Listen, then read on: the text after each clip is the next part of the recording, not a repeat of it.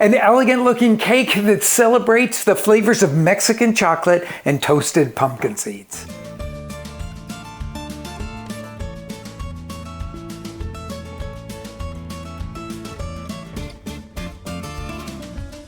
Hi everybody, and welcome back to my kitchen. I've got a really special cake for you today. So think about this: toasted pumpkin seeds, almonds, chocolate ganache, it's a little bit of sesame-like flavor. All of these things go together to make what I think is one of the most special and really amazingly Mexican flavored cakes.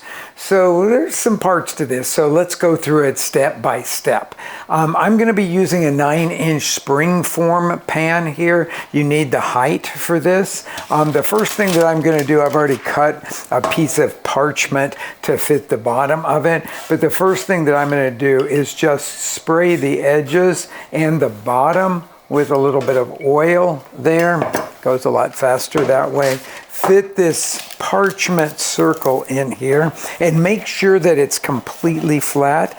And if it's a little bit bigger than your pan, that you've gone all the way to the edges so that they just sort of curl up just a little bit on that. So our pan is ready now.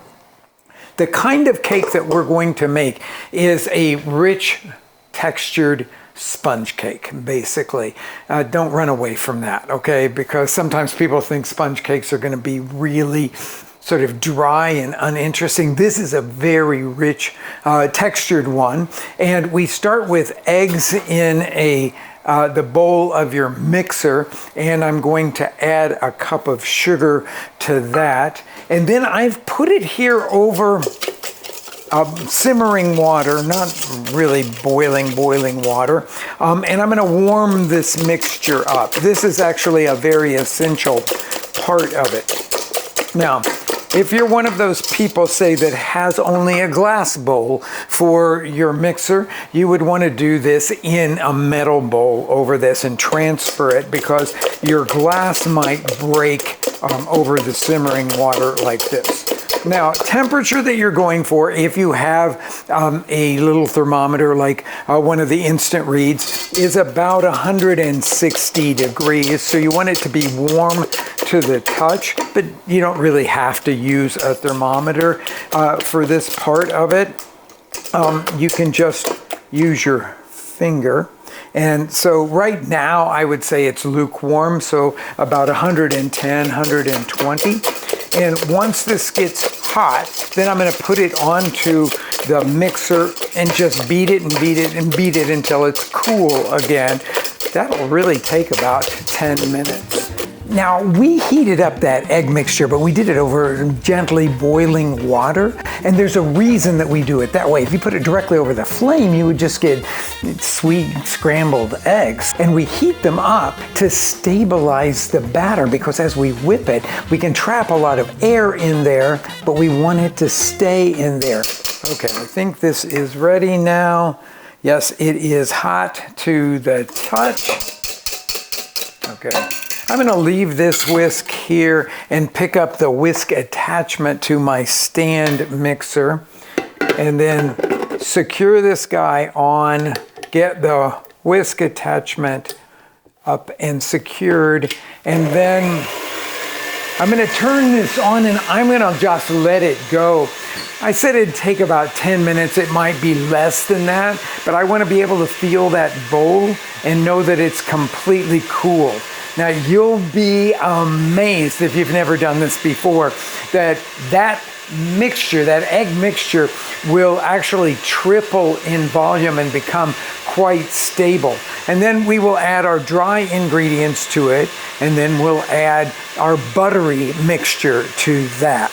Okay, let's talk about the dry ingredients. I've actually measured them out on a piece of parchment paper here so you could see them very clearly.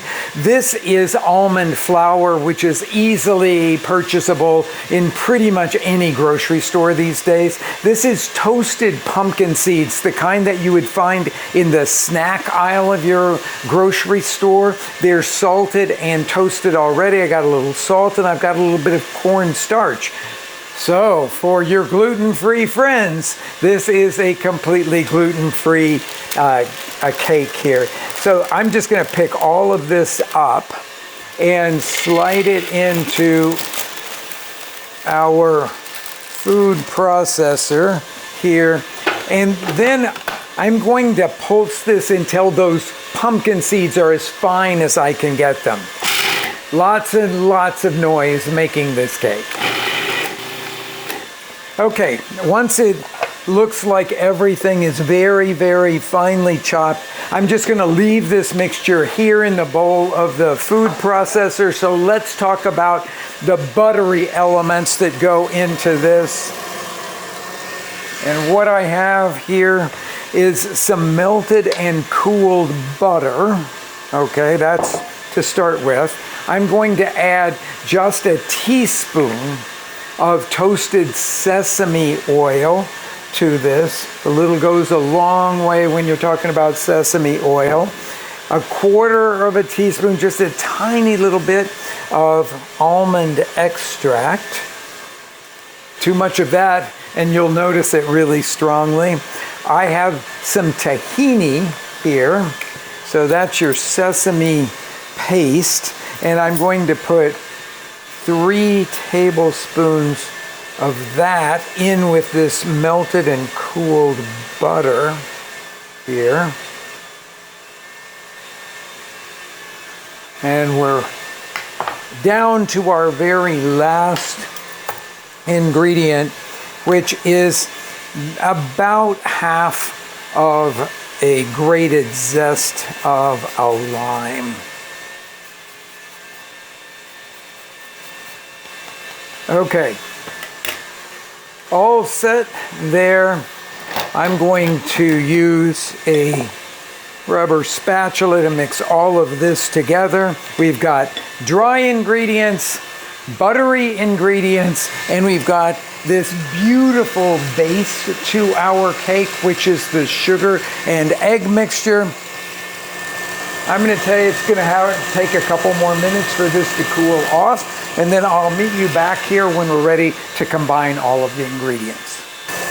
Okay, I think we are ready here. It is cool to the touch. I'm going to use the beater here, but I just got to show you this. It's so beautiful. Now, when it dissolves back into from the beater into the rest of it, it should be a very slowly dissolving ribbon. That's what you really want to see. That's going to be basically our leavening in this. Okay, so next thing here I'm going to do is to fold in this mixture. I'll set that down, get this off here. And I'm going to do that a little bit at a time. Just sprinkle it over the top. And then I'm going to use this because it's a great whisk for this kind of thing to fold in our nut mixture. This folds in very, very easily to the beaten egg and sugar mixture. And now the last little bit of it. Gotta get it all. Some of it sticks on the edge of the food processor. And now, having folded this mixture in, we're going to move on to our butter mixture. So I'm going to take a little bit of this and mix it into the butter mixture to lighten it. Actually, I'm not going to come back to this beater anymore. So taking about a quarter of that mixture into the butter mixture, I'm just stirring it. And I'm trying to create an emulsion here so that the butter will mix in really evenly to the batter. Okay, now this is the way I do this. I take this buttery mixture and just go all the way over the top, so that it's evenly distributed.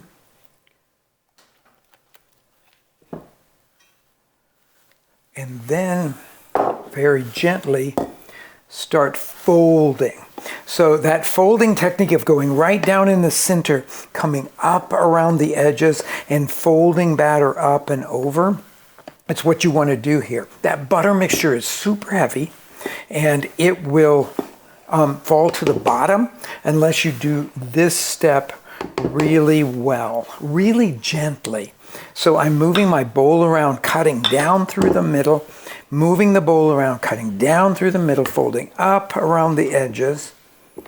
And once I don't see any more streaks of the light colored part of the batter anymore, I will be ready to scoop everything now into our prepared pan here.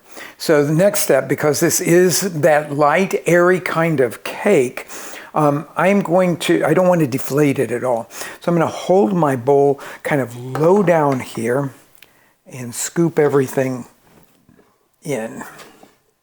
I am not going to allow it to fall from heights so that it could deflate some. And just look at that. It's a beautiful looking batter. Last little bit of it there. Okay. I've got my oven heated to 350 degrees. This will take someplace around 35 minutes to cook. I'll show you what it looks like when it comes out. You see me all at once folding in that buttery mixture? Well, it's because I've made cakes like this 1,000 times, and I will tell you that at the beginning you may want to put it in 2 or 3 additions, folding it gently. I was very specific about spreading it out over the top. You don't have to worry about that. Just fold it in a couple of additions and it'll be better. Now back to the recipe. Now while that cake is baking, I'm going to make the frosting, which is just a simple ganache. I've got a cupful of cream here that I'm heating up. You could do this in the microwave if you wanted to. And in a food processor, I'm going to combine, this is Mexican chocolate. Here I'm using this Taza brand one because it has a higher ratio of chocolate to sweet in it. This one is about 50% chocolate, and I think it gives a much better flavor than, say, the Abuelita or Ibarra brands that you find in the grocery store, which are much less chocolate. So I've chopped that up a little bit, and I'm putting that in there, along with some, I'm going to call it sort of semi-sweet chocolate. This is about 58–60% chocolate. So it's got an almost bittersweet like flavor to it. And this is what we use at our restaurant, and it comes in these little discs. So I'm just going to put those in there. And then the top on the food processor. And then I'm just going to pulse this until it gets very finely chopped. Okay, now that we've done that and my cream here has come to a little bit of a simmer, I could never pour this into that while it's going. So I'm just going to pour it into a measuring cup that will allow me, once I turn this on, to just stream this in, and that will make our frosting.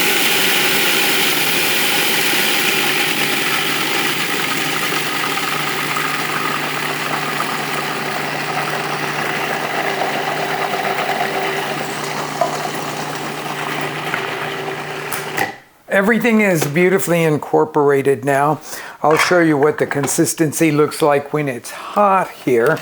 I'm going to scrape it into a bowl, but it looks runny at this point, and we have to put it into the refrigerator and stir it every few minutes just to get that beautiful creamy frosting-like consistency. That'll take a little while. So I'm going to put this in with the spatula still in it so that I can go back into the refrigerator, as I said, every few minutes, and stir it.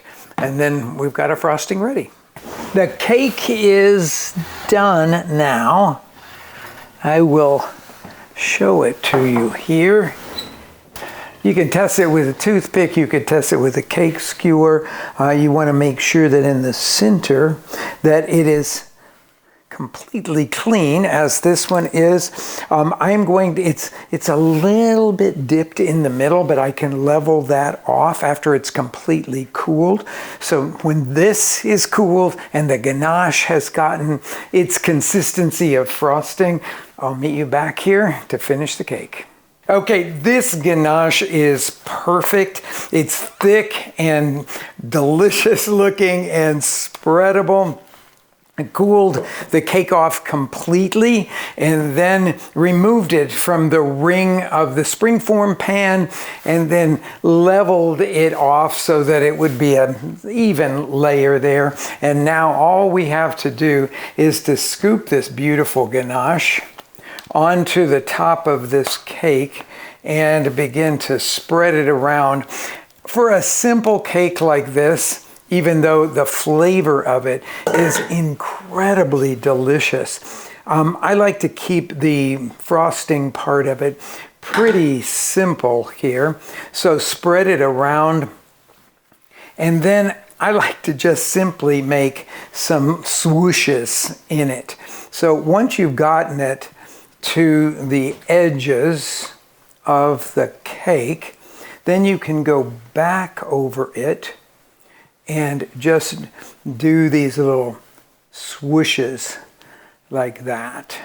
Now, some people might like to sprinkle this with a little bit of powdered sugar, or maybe you want to, if you have some cake crumbs or some cocoa nibs that you want to put on top of it for a little extra texture, you can easily do that. But for me, I just like the simplicity of what we have right here. I'm going to cut a piece of it just to show you what it looks like, and partly because this is one of my favorite cakes and it's making my mouth water right now. So put that onto a little plate there.